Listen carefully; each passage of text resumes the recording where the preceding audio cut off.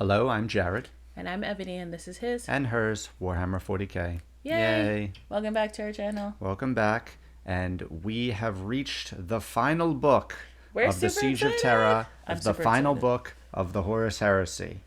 The final book of the final book of the final thing. Yeah, I suppose so. How are we feeling about that? I feel super great. Yeah? But also, like, I don't want it to be over. I know I spent a lot of time being like, I want it to be over. And now as I got closer to the end, I was like... You got what you want to deal with it. As I got closer to the end, I was like, no, don't be finished. No. Yep.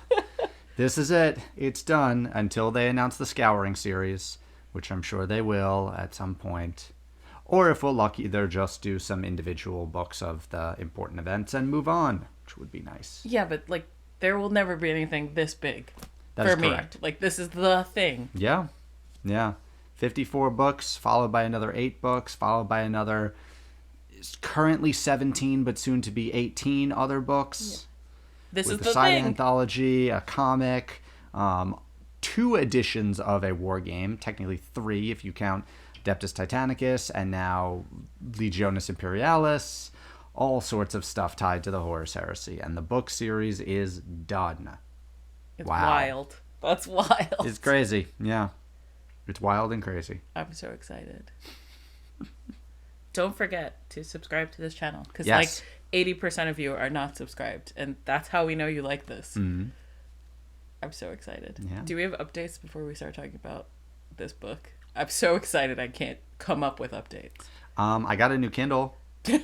That is an update for you. Yep. You have improved your reading experience. Yeah, most of the time, if I don't have the physical book, I'm reading it on this little thing, which is not super fun.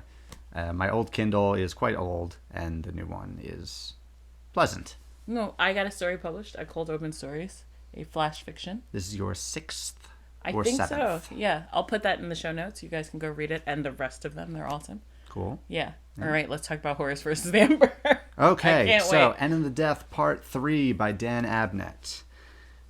This was so much better than the previous book. Like, just to start with the positives. Okay. In comparisons to, especially Volume 2. Which I did not hate. I hated it. You hated it. I thought it was such a drag and 300 pages too long. It was longer than it needed to be. This book, the best thing I can say about it is things happen in it. That's true. Things happen in it. Yeah. You know, and it moves at a nice pace, and it's consistent, and it flows. There's maybe a little bit of fat that could have been cut, but way more that I would have added. Yeah. So all of the major events that you would expect to have in this final book, assuming you know the Siege of Tera story, great. Yeah. Wonderful. You know, top of that list is Horus versus the Emperor. Which I gotta say that, like, that choice of, like, sort of omniscient third person point of view for Horus, great. It's perfect. Second person. Yeah, I guess second person. It's second person because it's referencing Sing him. You. Yeah. It's such a good choice for that perspective, and like you are immediately aware that, like, he's not in control, but he thinks he's in control. It's perfect. Yeah. I like that perspective a lot. I really enjoyed. I appreciated that we kept seeing the perspective swap between Loken and Litu and Horus. Yeah. I don't think we ever got one directly from the Emperor's perspective. No, and I'm okay with that. I agree. In the afterword, Dan Abnett talks a lot about how there's always big, like, crazy fights, and there have been many crazy explosive fights throughout the Horus Heresy of Space Marines against Space Marines, Primarchs against Primarchs, Primarchs against Demon Primarchs, all sorts. So this one had to be taken to just a level that none of the others have. Yeah. And I think it works quite well here. For some people, you might think that a stage of it gets maybe one tier too silly, but I disagree. I think it works for that. I think it reaches a level where it is not abstract, because in certain other authors' writing, I feel when they do this kind of like big super thing, high-end fight scene, things get abstract to a Yeah. level where you can't really understand what's going on. That did not happen. No. Yeah. Here, it feels visceral, but using abstraction as a weapon. Yeah, I would agree with that. I enjoyed that. We get sort of an initial fight scene that's just traditional Dragon Ball Z-esque, moving faster than you can see. Yeah. Loken and Litu, who are there, can't actually see what's going on. Yeah, they're like trying to help, but they can't. And it's just like random piece of a wall gets smashed, random piece of a floor gets smashed, something explodes, but they can't actually see Horus or the Emperor. Yeah, very cool. And then that sort of shifts into blocking with memories. Yeah. And they basically shift to past existences and start fighting each other across 1,000 different aspects of themselves in different locations. That was cool. Which eventually leads to the Emperor calling on sigillite magic. Which Horus is not a fan of, apparently. No. Malkador, in the previous book, we see Malkador's like sigillite thought marks that he sends out to people. And the Emperor uses that as a literal weapon. Yeah. Which then evolves into the tarot magic. It basically becomes a Yu-Gi-Oh match. Yeah. Which you could interpret as a little bit silly, but I think it has sort of the weight of the Imperial Tarot and what it becomes for the Imperium. Correct. On it, which grounds it a little bit. It didn't feel like a Yu-Gi-Oh match reading it, but now that we're describing it, it does sound silly, but it feels very heavy and serious, and it is the most intense sort of like high magic that is also fraught with like the emotional intensity between Horus and the Emperor, and sort of the grand, like the weight of what this means for what it means to continue to have humanity. So I think it works perfectly in universe. Now, I love the Imperial Tarot as you are obsessed as it is represented within 40K. I think it is very cool, and I love the idea that Horus, at this level, Horus is a true god. Like, the real difference between Horus and the Emperor is the Emperor can reach an incredible power level, but he cannot maintain it, whereas Horus can reach that power level and maintain it infinitely. Mm-hmm. That is the difference between being a god and being a super powerful being, is consistency, or like, well, what's the term? Like, not temporality, but like, this is the case for all time. Yeah.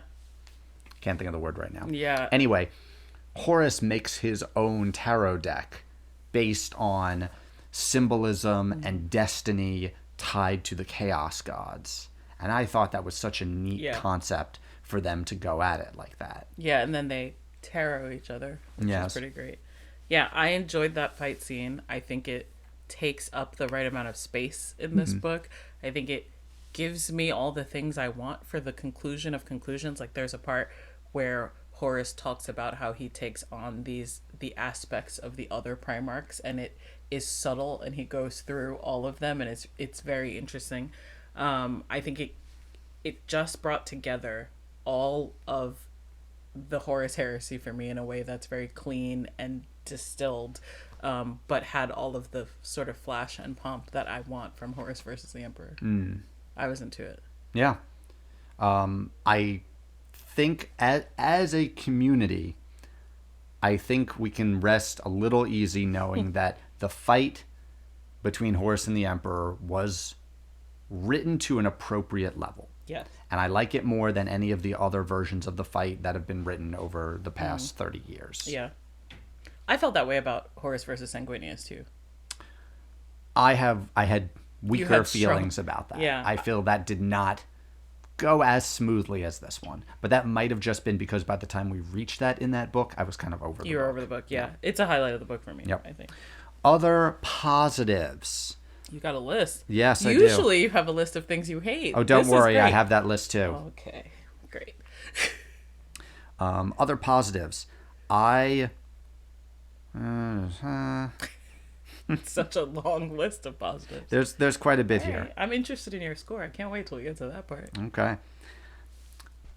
I really enjoyed how the Astronomicon ended up getting lit. I liked... So what happens is we have the Dark Angels defending the Astronomicon from the Death Guard, from Typhus, trying to take and relight the Astronomicon.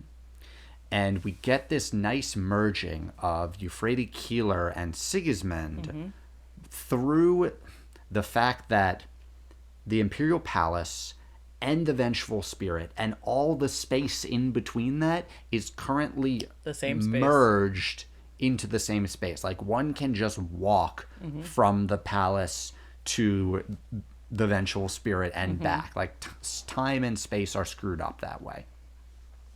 And because of that, we end up with Keeler and Sigismund at the Astronomicon, helping the Dark Angels to defend it against the Death Guard. And we end up with the faithful of Keeler being the key to relighting the Astronomicon. Yeah. I think this is nice. I kind of wish there was a little more to it. You wanted more. You know, just a bit more. It was okay. I love that entire story arc. I like Keeler having the pilgrims with her, being with Sigismund, and one of my favorite parts is the first time when they're on the road that Sigismund and all of these, I forgot about that. all of the seconds that he's taken under his command go up against the Death Guard on their way to lighting the Astronomicon. That is maybe the highlight of the book for me. It's great. I maybe cried on a subway. It was fine. It was perfect. Yeah. Yeah. It was very nice to see that. Yeah, it was great. Any other positives that we have? I have so many positives. Go for it. I don't think I have any negatives. Go for it. We'll go back and forth. That's one of my favorites. One of my other favorites is Araman in the library with Kyril Cinderman and Mauer and the librarian, who seemed creepy at the very end. So questions about that librarian. Well, we know who she is. Well, you know who she is. You read the books. I didn't. Oh, okay. Be penitent. Oh, yeah. Okay. But I love this Araman. I know you were saying I haven't read a lot of other Aramans, and you said he's different. I think he is very good, but he's different. This might be one of my top critiques of the book. In the afterword, I didn't want to get into this, but I'll just do one right now. Okay. In the afterword, Dan Abnett says that he talked, long hours with all the other authors of the Siege of Tera books and many of the other Horus Heresy authors in order to incorporate those elements. I don't think he ever actually read those books. I think he just questioned the author. Because it doesn't feel like Araman. It doesn't feel like it. But you felt that way about him in the previous End in the Death Part 2. Yes, it's fine. Yeah. And I think it works here. But Araman, that's probably like the lightest of it. Things like the Fidelitas Lex still being around for Lorgar, the fact that Lorgar trusts Erebus, Loken's whole personality, Horus's whole personality. I feel like basically what Abnett did is he took the characters as if it was the last time he wrote them.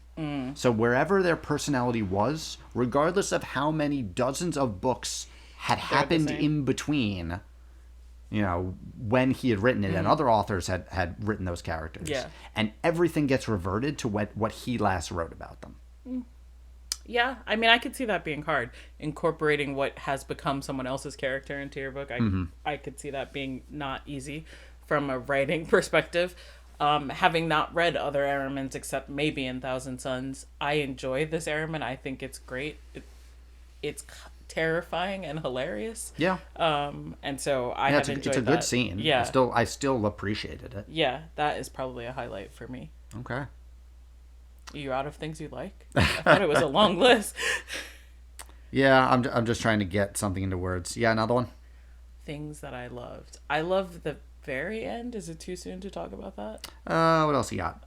We'll come back to that one. Not the very end. That's one of my favorites. I love the little bit of Lorgar, being on that world where their religion is divination. Yeah. One, I learned this was fun. very many new words ending in Mancy, and two, I kind of really like Lorgar.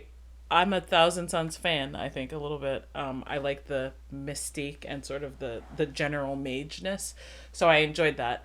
I hate Erebus at all times. Well, so I mean, fuck Erebus is a saying of the Warhammer community for a reason. yeah, I never liked him, and I continue You're to not not like him. supposed to ever like him. Good, okay, there's a recent short story that came out whose name I'm forgetting that talks about. Do you remember when Erebus got his face ripped off? Yes.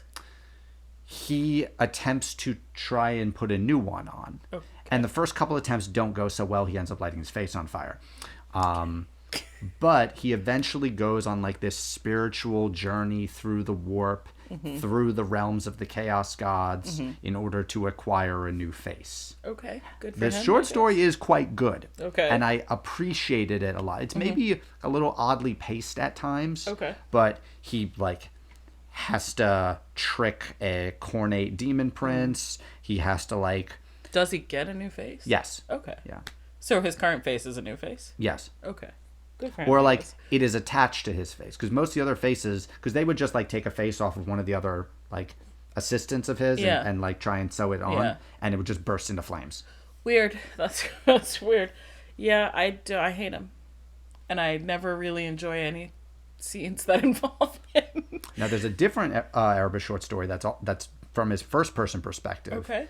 Where he basically calls out, I don't care if you hate me. Okay. Like you, the reader, I don't care if you hate me. Well, good for him then. He's living his best life, I guess. Yes. While we're all hating him. He's still around in Modern 40k, you know. Yeah, I know. Both him and Corferon. Yeah, I don't hate Corferon. You should. Didn't you read the Lorgar? I did. Primarch novel? That is...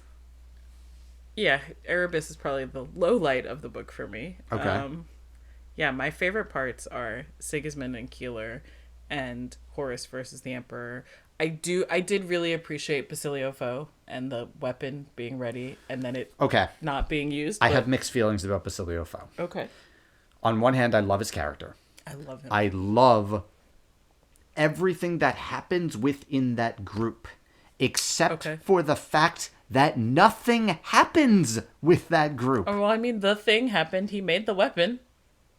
I guess. And it's ready. Just kidding, we're not going to use it. That's how it went. Yeah. Yeah. Other than them never using that weapon, I loved his entire story arc throughout the siege. Like, and I yes, loved his character. I enjoyed everything that was there for him, and I think he's wonderful. And you're currently reading the prequel short story of him, but nothing ends up happening with it. Yeah. Like, we know, I think...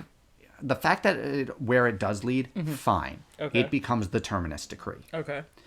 Which originally there was some competing theories on whether... Do you know what the Terminus Decree is? I think it's something the Grey Knights have. Yes. So it's basically a box that they have, like with covered impurity seals that has certain iconography on it that only is found on the Golden Throne.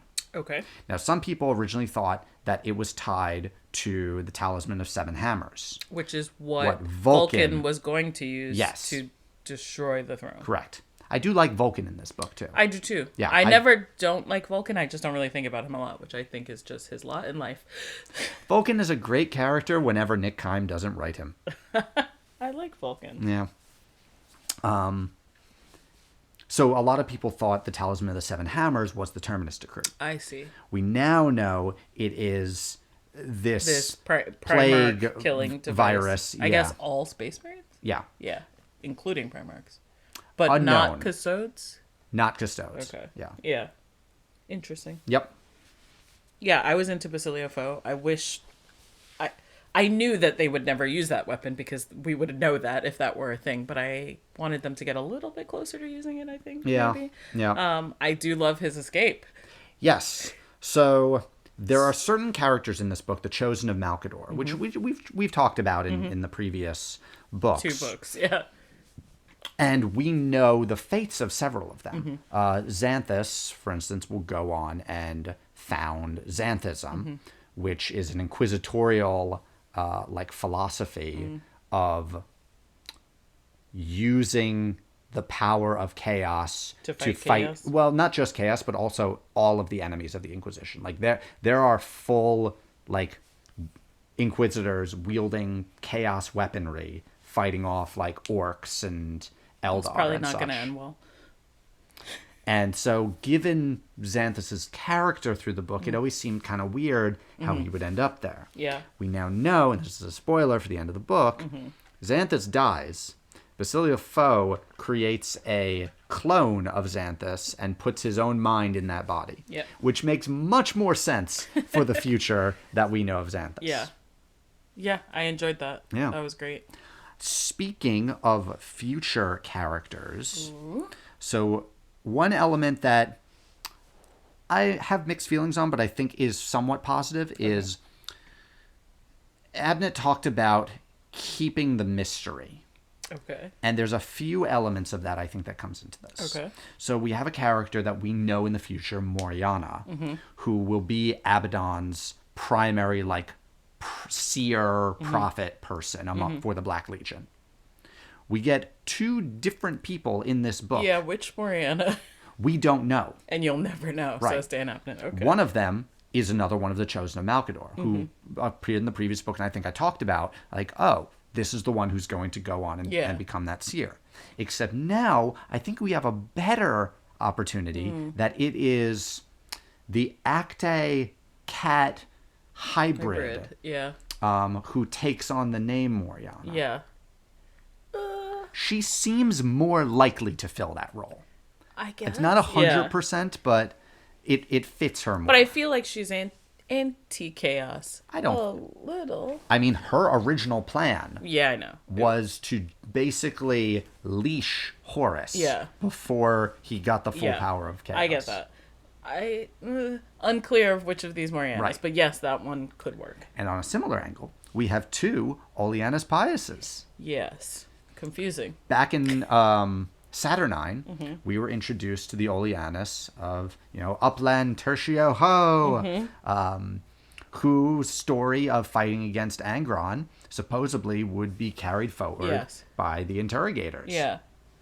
Except now, we also get our Oleanus going up against Horus. Yeah. By the way, pretty much every interpretation of someone standing in front of the Emperor to face Horus happens. Yes. All of them. It's a Space Marine. It's a Custode. Yep. It's a Guardsman. Yep. One after the other, they're just getting knocked off. They're all dead. They're all dead, but all of them Although happen. Horus did not kill Loken.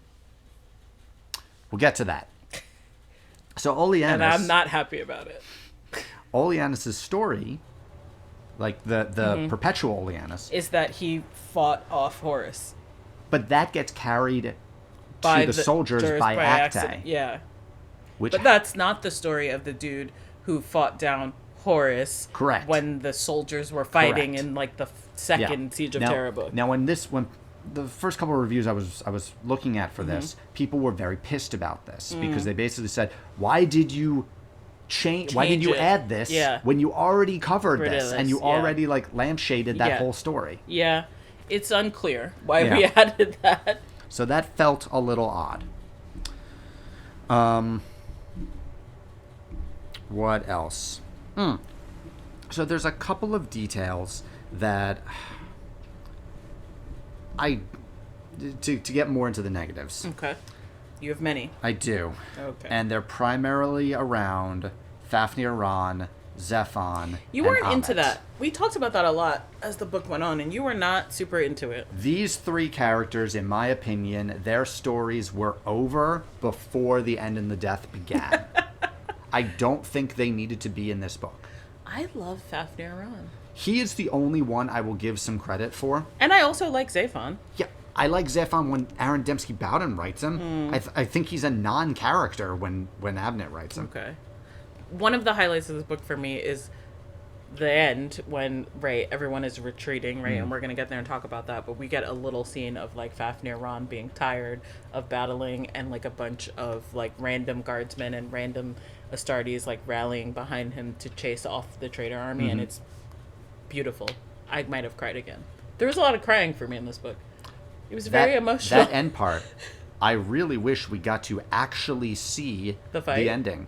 Like, so we have a chapter at the start of Guilliman's fleet. Mm-hmm. And they know that they're somewhere in the solar system, but because of the warp storms around Terra, they can't actually find Terra. Mm-hmm. When the Astronomicon gets lit again, that's able to give them a location. Beacon, yeah. But that's all we get to see of them. Yeah, we don't ever see Guilliman do the things. Like, yeah, not at all.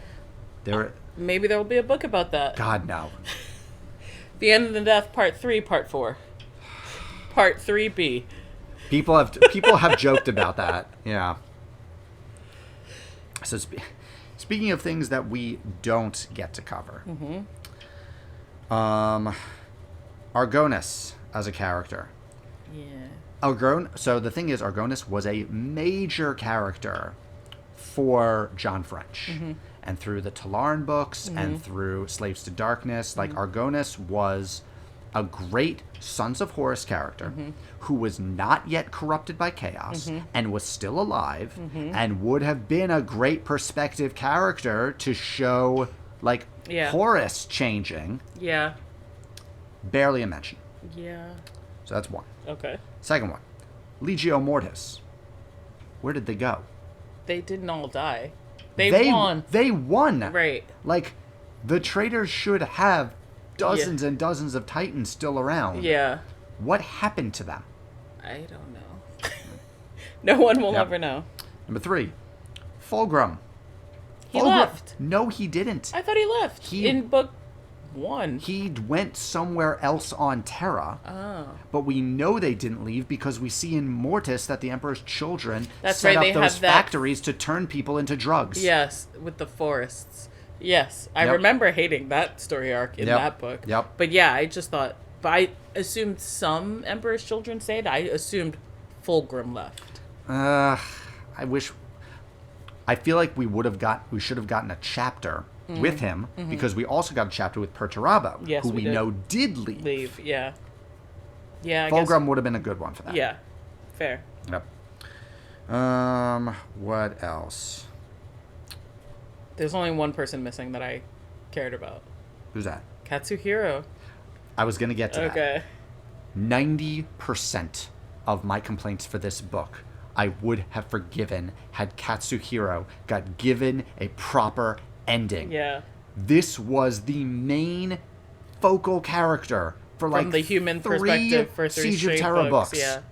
He gets one sentence in this book. He's got that baby, and they're at the Hollow Mountain, right? That's it. Yeah. We don't even know if he survives. That's true. He could have gotten taken up in the rapture of the Hollow Mountain for all we know. Like, I'm so furious about that. I'm assuming the baby didn't get taken up in the rapture. What? I don't think the baby was lending its prayers. How do you know? I don't know. Are you against killing babies? Generally. I don't think we can take that further. But yeah, I guess he could have been enraptured during the rapture part. Yeah. But I don't think so. So for me, that is a big penalty against this book, is not doing anything with To be fair, Katsuhiro. I forgot he existed until he popped up in there, and I was will there be an end for him? And then there wasn't. And I was waiting for him to come back. Yeah. He was like a big point for me. Well, to be fair, you don't really get the ending for any of the humans alive in the Hollow Mountain. It's like some people get taken up in the rapture. We assume Euphrates Keeler does not get taken up in the rapture. We know she doesn't. And then, but we never speak to them after it's lit. Like, they light the Astronomicon, and that's the last we hear of them. Yeah, that part I didn't love. Yeah. Like, we get sort of a very, very brief ending where Sigismund leads the rest of the Dark Angels out against Typhus, and we don't get to really see the fight. We get almost like a clip show version of it. I would have liked more. Yeah. Zahariel, we have no idea if Zahariel survived. I don't know. Yeah. We assume he does because he's Lord Cypher, right? He is currently Lord Cypher. That does not mean he will continue to be Lord Cypher. Fair. Okay.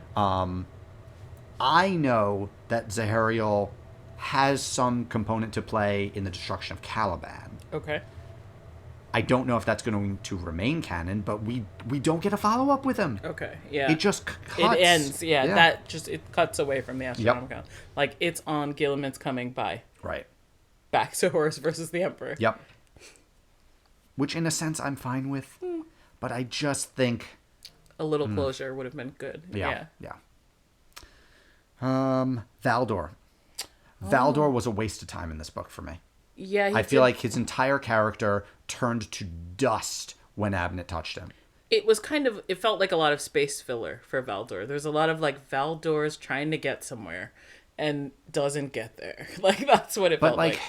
So Valdor used to be, I feel, a very significant character. And I feel in the older books, in A Thousand Suns, there was another one he featured in, Metaphysical Blades. I don't think you read that one. Valdor is supposed to be the Emperor's, like, true companion next to Malkador. Yeah. And he just, he doesn't do anything. He doesn't really say anything. It's just a lot of, like, damn you, over and over again. He hates everyone. He's grumpy. Oh, Warhawk. That was the book that Valdor really shined in. So I'm a little pissed about that. Yeah. We get a scene that, and I will quote a person online by the name Roomski for this one, and I do love it, that Dan Abnett wrote a fantastic ending to a book series that's not the Horus Heresy. Because the presentation of the Black Rage, the primary focal character is Askelion.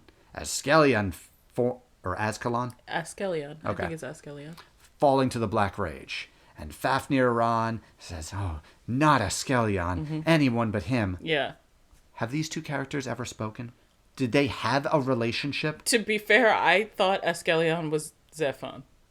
Like, I just replaced his name in my mind with Zephon. No, not Zephon. Zephon was a real character. The one that most people confuse him with is not Zephon? With an R. Raldoron. Raldoron? Yeah. Is Raldoron a blood angel? Yes. Oh, I maybe did not assume that either. Yeah, so I believe... I'm always confusing them. I feel like the blood angels have very angel-sounding names, and Raldoron is not angel-sounding. Yes, it is. Not to me. I mean, it's a famous angel name. Okay.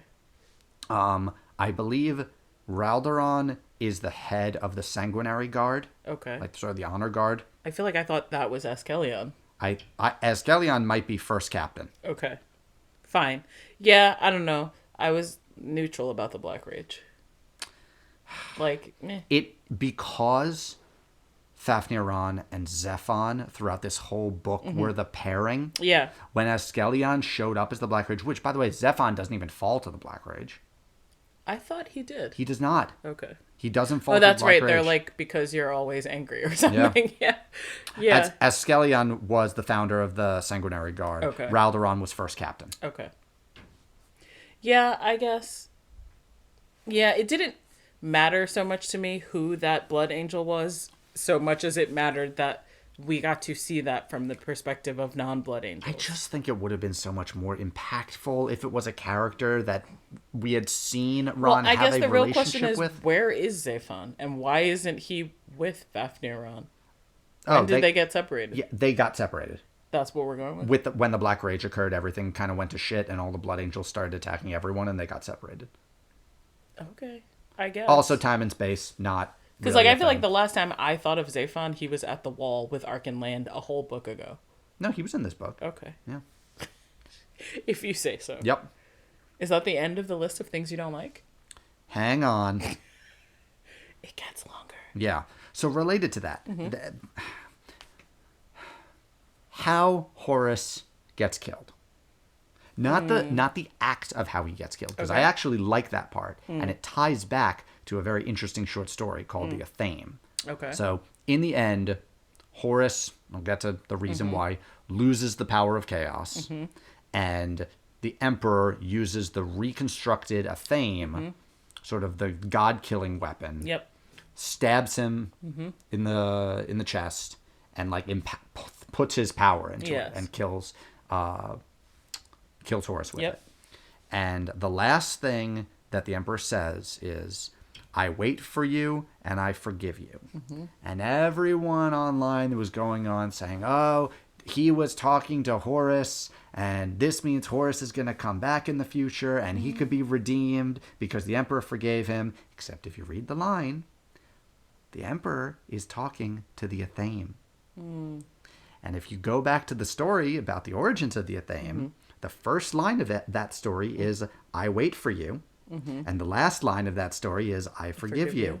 And it's all about the Emperor knowing what the Athame may eventually do. Need to do? Yes. Okay. Interesting. Yeah, I did like that part. Okay. Taking it back a few seconds. Horus loses his power because Loken convinces him to give it up. Yeah. You're against this. I have two problems with it. The first is Horus consistently says that Loken is his favorite. He does. This has never been shown. Not ever. I can believe it. Like, I believe it, but I don't see it. I thought his favorite was Little Horus. No, Little Horus just looked like him.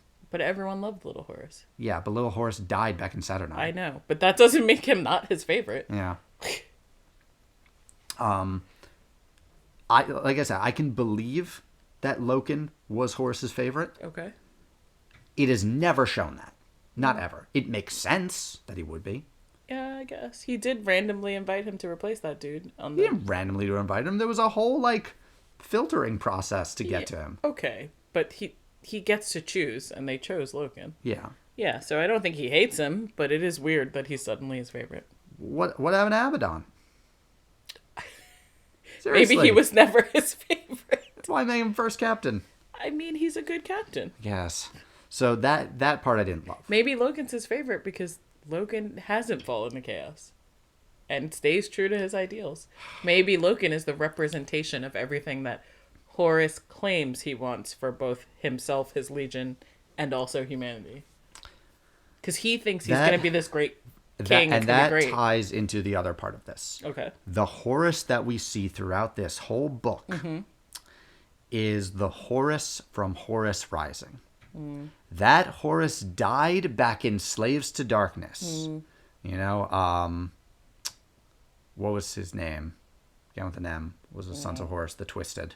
Malagurst. Thank you. Malagurst the Twisted performed a whole ritual in order to bring Horus out of a coma that involved killing that part of Horus. I guess you're right. Yeah, but I don't think it's that part of Horus is alive. I think it is that Chaos Horus has this delusion that he is that Horus. Okay. I don't know that that's the same. Why then does Chaos Horus have the power to just slog off Chaos? I don't know. Why? Why does Chaos have that? The whole point is he is not supposed to be Horus anymore. It can't be separated. I don't know. I don't know that I believe that. Yeah. Which, I will say, this is a nice flipping of the script of one of the Emperor versus Horus stories. Okay. Which is the idea that the Emperor cannot bring himself to kill Horus, which is why Horus is able to get the better of him and multiple times and beat him near death. Yeah.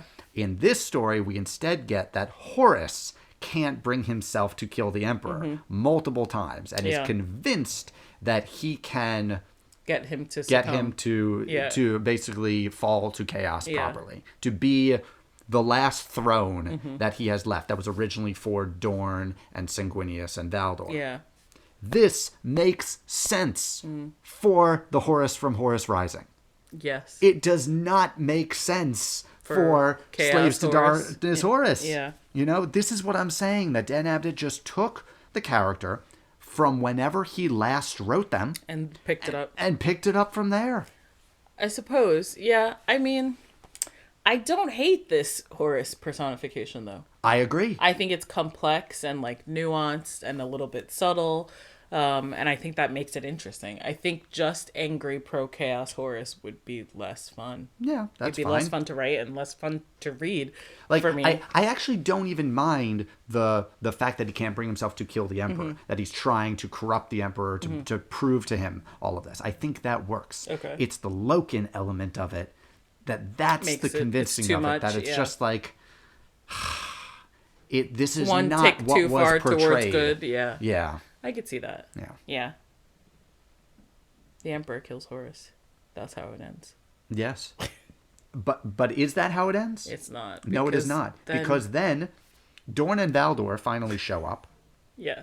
And who figures out that they need to put the Emperor on the throne? I don't... Leetu. Yeah. Leetu. Which was not something I expected. A little bit out of left field. Also still alive, Leetu. Yeah. I don't know what the hell is going to happen with him. Yeah. There are some theories that he might go on and be a founder for the Iron Skulls chapter, but that's a whole other thing. Yeah, and then they take the Emperor and put him on the throne, which, kills Malkador. Yeah. I did like the Malkador. Like, I love the Malkador that might scenes. be throughout all three parts consistently my good. favorite thing. Yeah, Malkador's great. Dan Abnett wrote a great Malkador, and I love him. Yeah. That is Malkador is excellent. great. I'm sad that he's dead. We knew it was coming. Yes. Like, It's not a surprise. But then I got sadder. because Loken stays with Horus. Stays with the body of Which is really Horus. moving, and I might have cried again. There's a lot of crying in public transit for me with this book. It's weird. I'm not a crier. Yeah. And, Logan stays with Horus, which is sweet. And the vengeful spirit is falling apart because the physicality of these two places being one place is being undone. And then Abaddon shows up, and he's trying to get the vengeful spirit up and running and leave. And he, very heartwarmingly, hence the crying, is like, fine, I won't kill Loken. I'll let Loken leave. And then Erebus shows up, who we all hate. Yes. And murders Loken. Yep. And it's the worst. Yep. I might have screamed out loud on a train. It's so bad. Like, what? Yep. I had no idea that was coming. And what does that do? That births the demon Samus. Yes, it does. Yeah. Which was foreshadowed by Aramen earlier in the book. Yes. So I thought that was pretty good. It's fine. It's great lore, but it was really, really unfair. Like, I like that it happened. I like that it created demon. Mm-hmm. I fucking hate that it's Samus. Like, go away already. Yeah, I don't care about Samus. I hate Erebus, and Loken is so great. He was never going to survive. I know. The Horus Heresy. It was terrible. Hell, a lot of people are surprised he survived Isstvan 3. Yeah. That was really sad for me. But then I enjoyed the ending, the general, like, we're chasing the traitors away. That was great. There was a lot of rallying moments there. All right. Ready for scores? Yes, you get to go first. Okay. Since you had lists. So, as a standalone book. That's an unfair scoring. You must give two scores then. I'm giving 3 scores. I might even give 4 scores. Okay. There's a lot that this book deals It's a with. lot to unpack here. Yeah. As a standalone book, I give it probably an 8, which I think is the highest of the 3 End in the Death novels. Okay. As all 3, part 1, 2, and 3, I think it would probably get a 7.5. Okay. This series absolutely could have been 2 books. Mm-hmm. I agree with that. Like, it did not need to be 3. No. Just, it didn't. There's so much faff that could have been cut from this. Okay. As a capstone to the Siege of Tera. 0. What? 0. What? This book does nothing for the rest of the siege. So many elements were dropped. So much was thrown to the side. 0. I don't have any words for that. No way. On its own, great. What do you... As part of the Siege of Tera, trash. We're gonna have 2 episodes. Why? No. Why do you not think it's the capstone to the Siege of Tera? Don't go back to that list. I'm going back to the list. The number of elements that just got tossed to the side from other authors, that got changed, that whose stories were done, elements that never came back up, even though they were important through all the rest of the siege. For example, Katsuhiro, right? Like, so, this is where we're talking about things that you think are missing. Katsuhiro is one of them. Okay. Like I said, Fafnir, Ron, Zephon, and Amit did not need to be in this book at all. Valdor's character changes wildly. Okay. There was more, but it's just for the siege. F. I give it an F. Like, wow.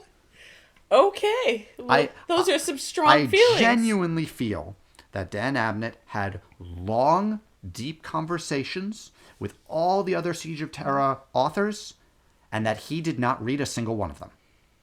I'm sure he's read some books in the whole of the Horus Heresy. No, I know. But I mean, none of the other Siege of Tera books. Like, can't be true. I definitely believe he read some of the other Horus Heresy books. Okay. Do you think so? I don't think that can be true. I know for a fact he was writing this book while Warhawk and Echoes of Eternity were being written. Well, then he couldn't have read them because they didn't exist. So I know that, but I'm not even talking about those. I'm talking about the ones that came out a year earlier. Okay. As a capstone to the whole of the Horus Heresy, I also give it an 8. Okay. I think it does a great job. If you're one of those people that is just doing one of the abridged versions of the Horus Heresy, where you're just picking the books that everyone recommends, maybe 1 or 2 short stories, and then jumping to the siege. Give it an 8. Solid capstone. Covers the events it should cover. Okay. Well, I don't know how to follow that. Yeah. Sorry. I made it big. I didn't think that I needed to give it more than one set of scores. As a standalone book, as in you haven't read any other books in the Siege of Tera or part 1 or 2 of this book, I would give it a 7. Okay. Because I feel like it doesn't do a good job introducing characters, making you care about, right? You are missing half the story arc, but that is a problem of serials. I guess I don't really, when I mean standalone, I still assume that you've read 1 and 2. Oh, all 3 of them together, as if I were judging them as if they were one book? Mm-hmm. Like with 1 and 2, I have to think about the pacing through all 3 books. Yeah, that makes it a problem. I think if I were judging it in total from volume 1 to volume 3 as a book, I would give it a 7, actually. And that is a 7 down from a 9 because book 2 is full of background noise that I did not care about. If I had to give it a score as a conclusion to the Horus Heresy, I would give it a 10. I think it did all the things that I wanted to do, which that thing was primarily Horus versus the Emperor and the sort of... You know what? I agree. Okay. And as a capstone to the Horus Heresy, I will push it to a 9. Yeah, I would give it a 10 for a capstone to the Horus Heresy. Does all the things that I want to do from Horus Rising to now, covers the thing that I was most interested in, which is Horus versus the Emperor. And the second thing that I'm most interested in is the transition of the Imperium from this science and fact-based thing to this faith-based thing, right? The sort of emergence of the Emperor as a god. I have mixed feelings about that, only because we know that process takes 1,200 years. I know it's still going, but I feel like as an inciting event in that process. Like I think it does an okay job with that. Yeah. If I had to give it a score for the whole Siege of Tera, I would give it an 8.5, maybe a 9. Really? I really think it's good. And the more that we discuss it and talk about the things that we think are missing, the more I'm like, were those things important? And maybe I would have decided to not include them at the end. So, yes, did I miss having Katsuhiro at the end? But he was the only thing I was missing at the end, just because they made him so important in the first books. But now that I'm thinking backwards, I'm like, do we really care about that random legion that was from like maybe Africa and succumbed to Horus? Oh, them. So that is a group I would have loved to have just gotten like 3 sentences at the end, I guess, just to talk about them, just to know whether or not like they were wiped out or not.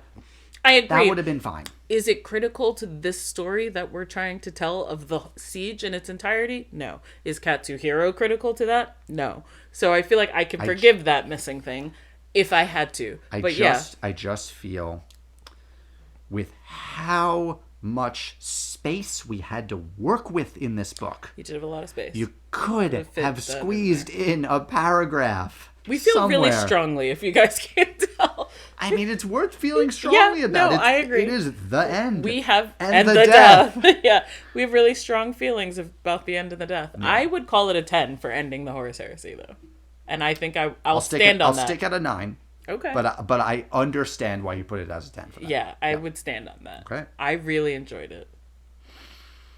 Oh boy. Yeah, I don't know. I hope you guys have as many strong feelings as we have. Yeah. Tell us about them in the comments. Yep. God, this was fun. What's next? So next on our list, I believe, so off to the side, you were reading The Great Work. Mm-hmm. And we're going to be jumping into the next... I finished The Great Work. You did, yes. Yeah. So we're going to be jumping into Belisarius Cawl versus Fabius Bile in Genefather. Who might be two of my favorite characters. Yeah. I'm into that. We only didn't read that yet because End of the Death Part 3 came out. Yeah. So we're excited for that. Yeah. Yeah. All right. Thanks, everyone. Don't forget to like and subscribe. Yeah. See you next time. Bye.